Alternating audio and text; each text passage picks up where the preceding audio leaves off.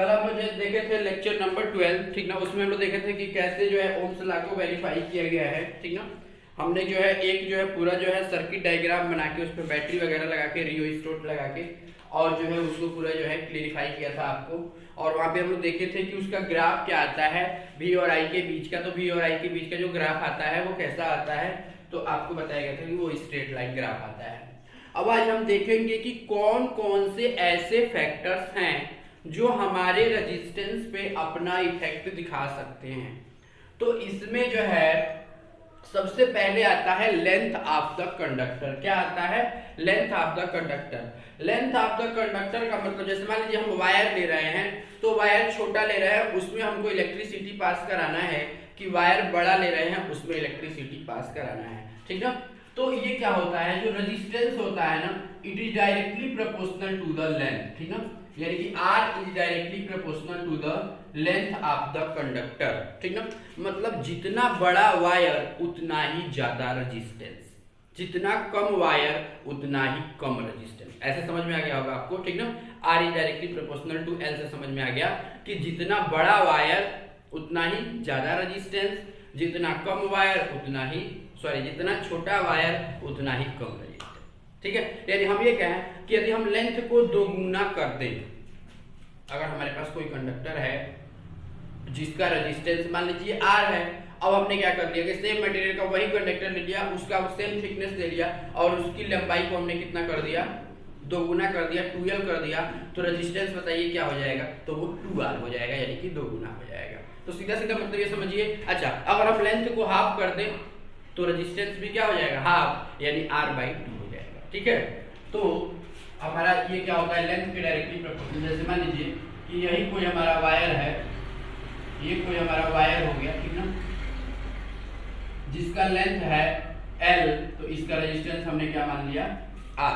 अब हमने क्या किया कि इसके लेंथ को सेम थिकनेस, मतलब उसकी मोटाई को नहीं बढ़ा रहे हैं, ठीक ना, इसके लेंथ को बस क्या कर दिया बताइए, दोगुना कर दिया। इसके लेंथ को क्या कर दिए, दोगुना, ये 2L हो गया, ठीक ना। तो इसका रेजिस्टेंस कितना हो जाएगा, 2L।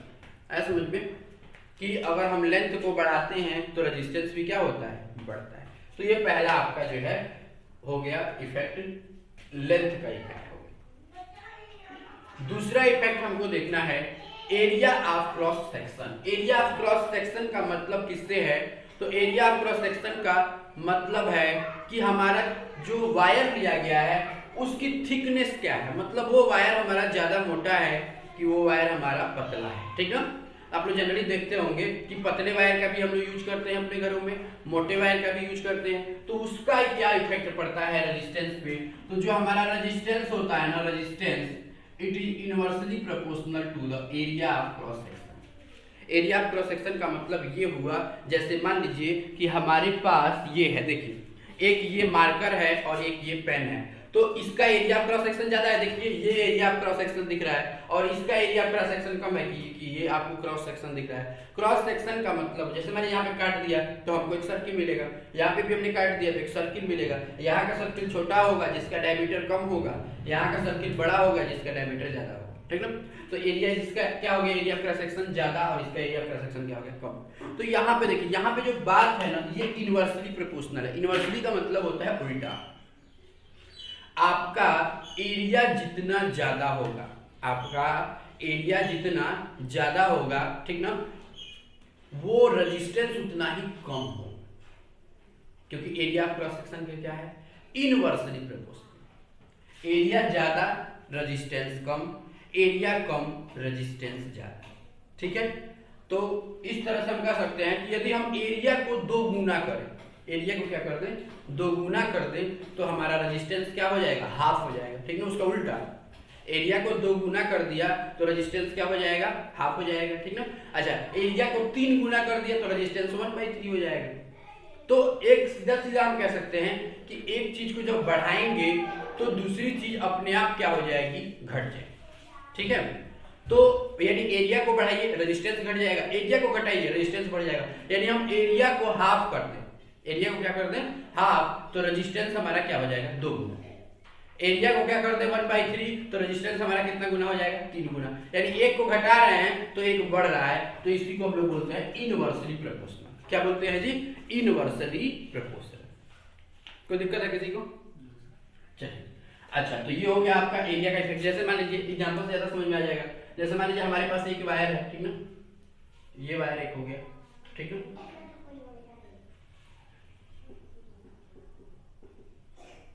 ए वायर है जिसका लेंथ एल है, ठीक ना, और एरिया ऑफ क्रॉस सेक्शन क्या है, ए है, ठीक है।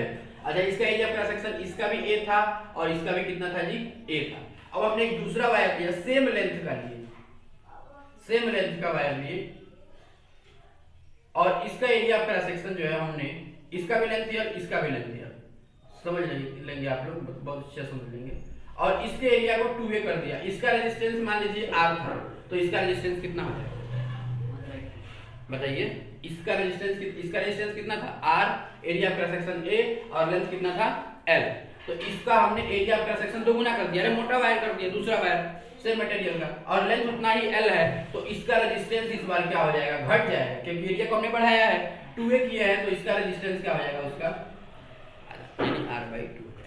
यानी कि if we increase the area of cross section, its resistance will be decrease. 2 times increase किए हैं तो ये 1/2 टाइम्स हो जाएगा, 3 टाइम्स इसको इंक्रीज करोगे तो ये 1/3 टाइम्स हो जाएगा, ठीक है। तो ये सारी चीजें आपको ध्यान देनी, ठीक है। अच्छा, बात यहाँ पे अगर रेडियस की आती है कि रेडियस को हम चेंज कर रहे हैं, किसको चेंज कर रहे हैं, रेडियस। रेडियस को चेंज करने का मतलब ये हुआ कि जैसे मान लीजिए कि इसका रेडियस r था, हम एरिया की बात नहीं कर रहे हैं, अब किसकी बात कर रहे हैं, रेडियस। रेडियस का मतलब जब रेडियस बढ़ेगी तो थिकनेस बढ़ जाएगी, अरे एक का रेडियस कम है, एक का रेडियस ज्यादा है, जैसे मान लीजिए यही था हमारा, ये हो गया, ये देखिए। अब हम एरिया पे बात नहीं कर रहे हैं, अब हम किस पे बात कर रहे हैं, रेडियस पे। तो ये देखिए आपका इसका रेडियस हमने मान लिया r, ठीक ना, और एक और वायर ले लिए, इसका रेडियस जो है हमने 2r ले लिया, कितना ले लिया जी, 2r। तो इसमें जो है बताइए फिर से रेजिस्टेंस, लेंथ दोनों का सेम ले लिया हमने, लेंथ क्या ले लिया, सेम, देखिए सेम लेंथ का हमने बना दिया। तो इस बार जो है हम केवल एरिया की बात ना करेंगे, इस बार एरिया जब हम निकालेंगे तो क्या होगा कि इसका एरिया लिखेंगे तो पाई r स्क्वायर, बताइए इसका एरिया लिखेंगे तो क्या हो जाएगा, पाई r स्क्वायर, बोलो इसका एरिया क्या हो जाएगा, पाई r स्क्वायर। लेकिन अगर इसका लिखना चाहें तो पाई 2r का स्क्वायर, क्या लिखेंगे जी, पाई 2r का स्क्वायर। तो इसका एरिया बताइए पाई r स्क्वायर, इसका एरिया क्या आ गया, जैसे इसको a1 मान लिया जाए और इसको a2 मान लिया जाए, तो ये क्या आ जाएगा बताइए, 4 पाई r स्क्वायर आएगा, क्या आएगा जी, 4 पाई r स्क्वायर। यानी कि a2 is equal to 4a1, क्योंकि पाई r स्क्वायर की जगह हमने a1 ले लिया, ठीक है। तो यहाँ पे एक चीज आप देख रहे हैं कि इस बार एरिया दोगुना नहीं हुआ है, हमने रेडियस को दोगुना किया है, तो एरिया सीधे 4 गुना हो गया है। यानी कि इस बार अगर इसका रेजिस्टेंस मान लीजिए अगर r होता तो इसका रेजिस्टेंस सीधे कितना हो जाता, r/4, क्योंकि एरिया हमने कितना बढ़ाया है, 4 टाइम्स बढ़ाया है। तो इस बार एरिया से डायरेक्ट आपसे बात ना करके किस पे बात किया, पहले रेडियस पे बात किया कि रेडियस को हमने दोगुना किया, तो रेडियस को दोगुना करेंगे तो हमारा एरिया 4 गुना हो जाएगा। जब एरिया 4 गुना हो जाएगा तो रेजिस्टेंस उसका 1/4 टाइम्स हो जाएगा, ठीक ना। तो इस तरह से जो है दो हमारे फैक्टर का इफेक्ट आपने देख लिया, किसका किसका, length of the conductor and area of cross section of the conductor, ठीक है। तीसरा हमें बात करना है effect of nature of material of the conductor, यानी कि अलग अलग मटेरियल का जो वायर बना हुआ है ना, उसका रेजिस्टेंस जो होता है वो अलग अलग होता है, ठीक है। पहला आपका क्या होता है, जैसे मान लीजिए हमारे पास कॉपर वायर है तो उसका रेजिस्टेंस कुछ कम होता है। हमारे पास नाइक्रोम वायर है जिसका यूज हम लोग जो है जनरली इलेक्ट्रिक प्रेस वगैरह, हीटर वगैरह में करते हैं, तो उसका रेजिस्टेंस बहुत ज्यादा होता है। तो यहाँ पे कॉपर का रेजिस्टेंस उसकी तुलना में, नाइक्रोम की तुलना में 60 गुना कम होता है, या उल्टा बोल सकते हैं कि नाइक्रोम का रेजिस्टेंस कॉपर की तुलना में कितना गुना अधिक होता है, 60, मतलब 60 गुना ज्यादा होता है।